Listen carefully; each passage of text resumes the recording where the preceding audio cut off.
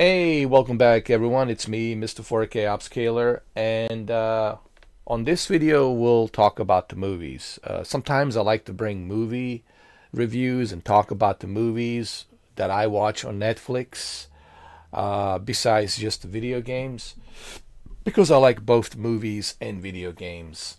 Who doesn't like movies, right? And we're talking about an old movie now, since 1996. This was back in 1996, a big blockbuster movie. This was a juggernaut of a movie, Independence Days. This is way before Avatar, way before Titanic. This was like the highest grossing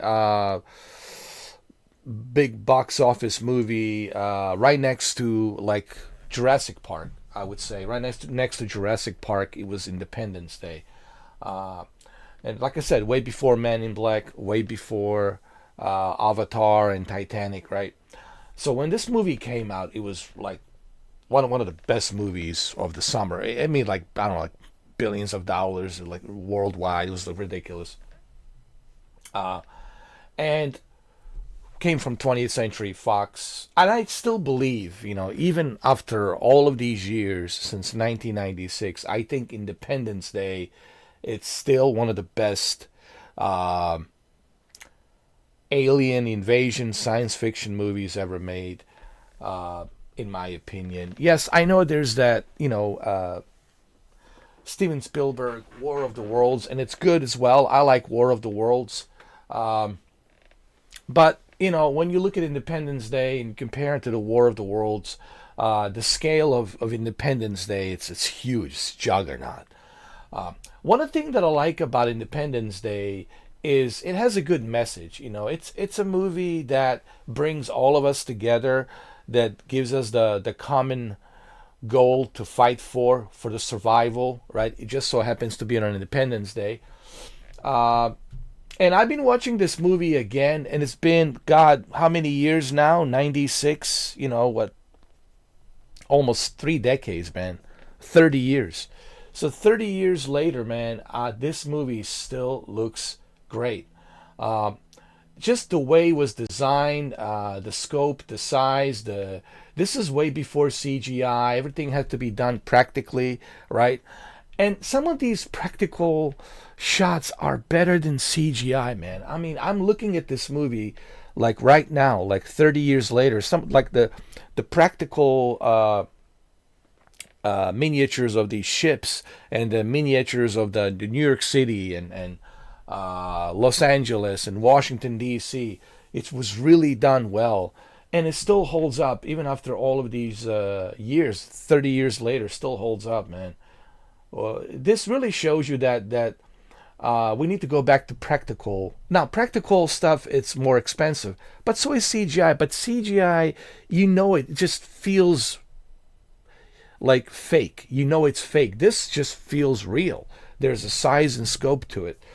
Um, like you look at the ship hovering over, lower Manhattan. There's the two towers. You think 9/11, and this movie, after 9/11, was actually removed from 20th Century Fox. Like, it was not available at the time because obviously the destruction of the city, and there's a resemblance of 9/11 here. Looking at the clouds of like the dust and everything, the fireball coming down the city, and it's kind of scary, like how resemblance the 9/11. So like this movie could be hard for some people to watch, especially the destruction of the New York City. It's certainly, it hits close to home for some people to watch this movie, because just like how, like, the movie kind of resemblance, and this is before 9/11, 1996. And so anyway, like, the way this movie was filmed and the way it was shot, was really like remarkable. Like the scenes, the miniatures, the size of the ship, the scope, the size, everything about this movie, man. Was There's like a legendary Jeff Goldblum. There's like the old blue and white NYPD. Everything was done practically. There was no like CGI here, and like this shot right here, man. And even right now, even though I know this is miniature, still looks better than like the CGI stuff that we see today. Honestly, I think I'm sick and tired of CGI. Even Aliens, watching Aliens movie, what James Cameron has created with Aliens, and that was like 1986, using Stan Winston, Alien Queen and miniatures and all that stuff, still looks better than the CGI that we see today. I think CGI is just getting worse and worse, man. This is why these old movies still hold up, even after all of these years, man. Like these movies, they still hold up and they're still great. This is what Christopher Nolan was talking about. He prefers to use the practical sets instead of CGI. CGI should only be used where it's necessary, where you absolutely necessary have to use it. And there's, Bill Pullman. To me, Bill Pullman, it's one of the best presidents in a movie. I just want to say this. One of the greatest speeches ever put in a movie as a president. Like the speech that he gave in this movie really brings all of us as Americans together. Like, yeah, like I'm proud to be an American. Like, hell yeah, man, let's kick some alien butt. Like one of the greatest speeches that Bill Pullman has ever made. As the president here in this movie, and he is so presidential. Honestly, like this is like, to me, like when I think of presidents in a movies in Hollywood, like this is the president in a Hollywood like movie of the United States. Like honestly, it's so presidential. Like the best president ever played in a movie. Period. Bill Pullman. His son also, it's an actor. You probably seen him in a Top Gun Maverick. What's so interesting, he plays a pilot because he's a former pilot, and of course the president of the United States. And in the movie Top Gun Maverick, his son also plays a pilot, a Viso, but still pilot. So Bill Pullman, an amazing performance. What can I say, man? Amazing. Will Smith, fantastic, funny, hilarious. Vivica A. Fox, funny, hilarious. The cast was just top notch, from Jeff Goldblum to everyone, man. This movie has everything going for it. This is one of those movies that everything works great. The cast, the movie sets, the miniatures, the special effects, the script, everything in this movie is just top notch, man. It is classic. This is how you're creating a classic. Like this is going to be one of those classic movies that will echo in eternity. Just like the Gladiator movie, you can remake that. Just like The Godfather, just like the original RoboCop, original Alien, Aliens, right?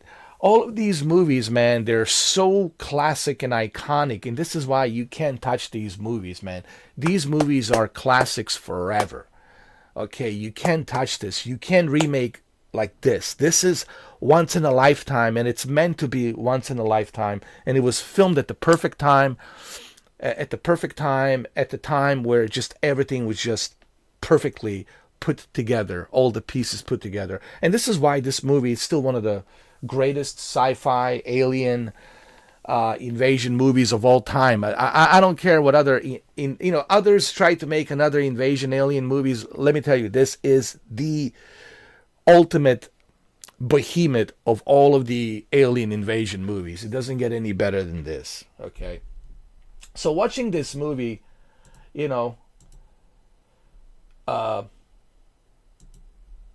30 years later, there's Jeff Goldblum as a cable cable guy technician, and there's this other guy, I forgot his name, calling his mother, telling her to get out of the city. But there's so many funny things in this movie, man. It's just there's so much hilarious stuff that is just phenomenal. You know, everything in this movie, it's done so phenomenal. Jeff Goldblum performance, funny, hilarious. The guy who plays his father, hilarious, funny. I mean, the entire movie. Even when they talk about the Area 51, it's hilarious. The guy who played Data in Star Trek, playing a scientist in an Area 51, hilarious, dude. I mean, this entire movie was just done so well, man. And of course, the destruction in this movie, it's just like when it happens, like maybe I can pull up one scene over here really quick, if I can, just like briefly. You know, this is the part when the destruction checkmate happens, and it's like so terrifying. Maybe we can just like briefly like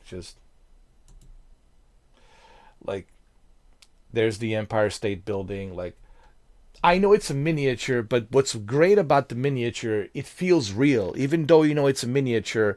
But the size of the miniature when it's positioned with these cameras, this is what Dean Devlin, producer, and Ronald Emmerich, the director of the movie, we're talking about. I was listening to the commentary because I do have this on a Blu-ray and a DVD, like a special edition, and they talk about like this is something that even with CGI today it would not look as good as this, because these miniatures and the way they blow up in real time, it feels real. Like when you see the destruction of the Empire State Building here, like we'll see that in a minute. Let me just go through this. This is when they're leaving, checkmate. Like there's that building in LA, the famous building in LA, which is like what, Bank USA or Bank of USA or Bank USA. It gets blown up into pieces. Like it looks so real, dude. Like it looks so real. Even after 30 years, me watching this movie, it looks so real.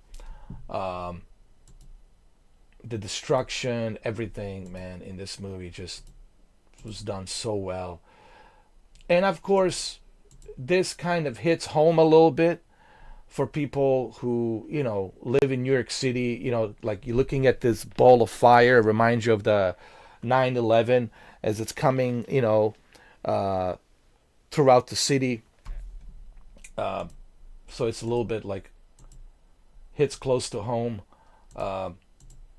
Like I said, once upon a time, this movie after 9/11 was not available because it was just kind of too close to home. But like there's so much in this movie that I like, man. The destruction, and this is, again, you know, there's two towers, so it kind of hits home a little bit. But the movie still looks great after, like I said, all these years, and it's just fantastic. Let me see, the destruction and the miniatures and of course the Area 51, the famous Area 51 scenes. Some people said that, like, this opening door right here going into where the scientists are, I was listening to Al Bielek, and you guys know who, not Al Bielek, the Art Bell, from Coast to Coast AM, Art Bell, and they were mentioning this movie Independence Day, and they were talking about like the Area 51 facility, and apparently people who worked at the Area 51, they said, well, they never came out publicly, but anonymously they said that whoever like filmed, whoever like designed this, like kind of knew someone or had some kind of information on what the underground looks like, and they said that the underground kind of looks like this. Like, and I was listening to Art Bell radio show back in the 90s, and he had some guests on, and they said that people who like worked at the Area 51, they said that the movie certainly portrays some similarities, and I don't know how they knew, but like some similarities that like it's very identical. Again, this is, I don't know how accurate this is, so I'm just a messenger. Don't shoot the messenger. This is just what, Art Bell didn't believe that, and some, even, some people still don't believe that's true. But apparently that's what it was said on the Art Bell radio show, that the facility in the Area 51, like what you're seeing in Independence Day, people who apparently work there, the scientists and biochemists and engineers, etc., etc., they said that it was pretty accurate. So, and of course, there's Bill Pullman, there's Robert Loggia as a general, and you guys know this actor as well. He was a Secretary of Defense, as the president. He looks so presidential, Bill Pullman, man. Such a handsome guy. Looks great in suit, presidential as a president. And so yeah, this part right here, this is what they were saying, like the Area 51, like said whoever like designed this, they said on the Art Bell radio show, he had some guest, and the guest that was there on his radio shows said that yeah, he knew somebody who worked at Area 51, and they said that the movie Independence Day, certainly whoever designed this, they had some like heads up on like how the underground levels look like, and there's many apparently underground levels in Area 51, and this is one of them. And one of them is also called the Vault. They call it the Vault, and the Vault, it's also kind of something that they talked about, the Vault, where they keep very like secret stuff. So there's so many things in this movie, and this movie was made in 1990. The movie was made in 1995, but it was released in summer of 1996. So this movie was at the time where Area 51 was still kind of like Bob Lazar, blow the whistle, right? And it was still kind of like, was not acknowledged. Area 51 was still kind of like, we're not going to acknowledge it. It was finally acknowledged later on, I think, in 97 by President Bill Clinton, that yeah, there is a facility there in the Groom Lake. It does exist. It's a top secret facility because apparently people who worked at the Area 51 would get sick, and there was a lawsuit, right? People were getting sick because they were throwing some kind of chemicals, dumping some kind of chemicals or something, and the employees who worked there, they got sick, they got cancer, lung cancer, and they died. And there was a big lawsuit, like families, they were suing the government. So President Bill Clinton was under a lot of pressure back then to like, okay, we have to address this. There's people working there, so apparently, the base certainly exists. It's not like the base doesn't exist, so certainly exists. But when the movie was made, it was still kind of secret. Yeah, there was Bob Lazar blowing the whistle, and he was right. There was Area 51, even though he worked at the S4, called the Site 4, in Nevada, which is right next to Nellis airspace, which is for the training for the Air Force to train. It's the no-fly zone just for the jet fighters. So this movie has it all, man. Like the Area 51, the scientists, and of course the whole thing, man. Like there's that famous the guy, the Data from the Star Trek. What's his name? This guy right here who played Data. He's so hilarious, man. This movie, again, I know it's like 20 minutes now, but Independence Day to me, I've been watching it on the Netflix. It is available on the Netflix, and watching it on the Netflix, man, this really proves to me that the classic movies will always be classic. And you can't touch these movies. And this is why Hollywood needs to understand you cannot remake these movies. You cannot touch these classics. Classics like Rambo, First Blood, Predator, RoboCop, Alien, Aliens, The Abyss, Terminator 2, original Terminator, Scarface. These movies are classics for a reason. And you can't never touch these movies. And this proves to me with Independence Day that, these movies are classics for a reason. But let's just say this before I end this video. Independence Day is one of the greatest behemoths of alien spaceship invasion, alien invasion movies of all time. Like, I don't think I don't think there will ever be another space invasion, alien invasion movie like this ever again. This is once in a lifetime, dude, that we get to have a movie like this, alien invasion movie. This is one of the greatest alien invasion movies of all time. And after 30 years later, man, after 30 years later, 3 decades later, after 30 years later, this movie still holds up as one of the greatest alien invasion movies of all time. And now you guys can watch it on Netflix. Please go watch it on Netflix while you still can. I don't know how long this movie will stay there. It's good to see that 20th Century Fox is also putting their movies on Netflix.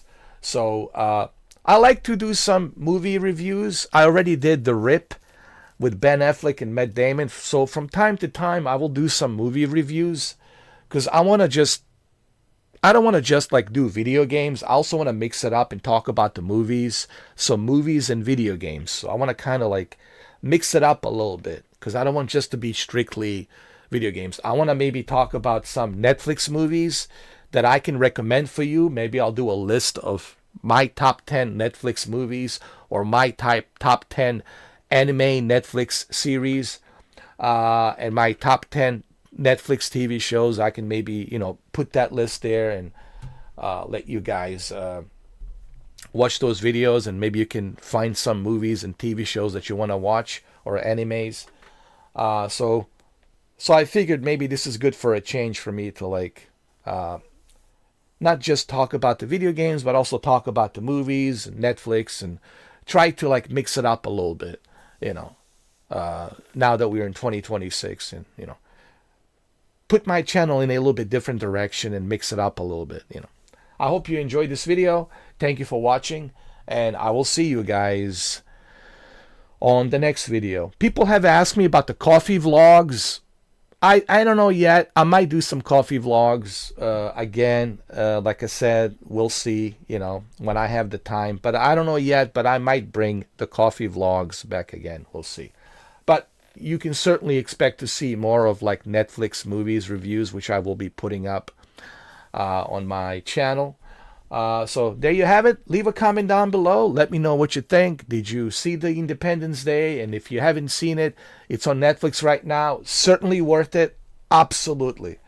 This is 2 thumbs up, way up. If you have not seen Netflix, for all the Gen Zs out there, what are you waiting for? Go and subscribe to Netflix and go watch this movie right now.